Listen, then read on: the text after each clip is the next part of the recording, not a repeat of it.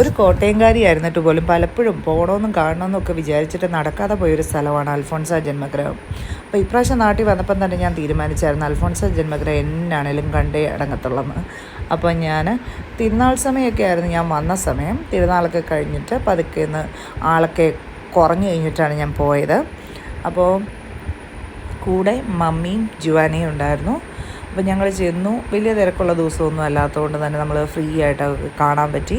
അപ്പം നേരെ ഞങ്ങൾ പോയത് അൽഫോൺസ ജന്മഗൃഹത്തിനോട് ചേർന്നിട്ടുള്ള ചാപ്പലിലേക്കാണ് ആദ്യം പോയത്. അവിടെ നമ്മൾ ചെന്ന് പ്രാർത്ഥിച്ചു. അൽഫോൺസാമ്മയുടെ തിരുശേഷിപ്പുണ്ട്, അതൊക്കെ വണങ്ങി. ഈ ചാപ്പലിനോട് ചേർന്നിട്ടൊരു കോൺവെൻറ്റും ഉണ്ട് കേട്ടോ.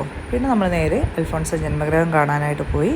അവിടുത്തെ സന്ദർശന സമയമെന്ന് പറയുന്നത് രാവിലെ 8 മണി തൊട്ട് വൈകുന്നേരം 6:30 വരെയാണ്. അപ്പോൾ ആർക്ക് വേണമെങ്കിലും പോകാം, പ്രാർത്ഥിക്കാം, അവരുടെ ലൈഫിലെ ഇൻസിഡൻസൊക്കെ കാണാം.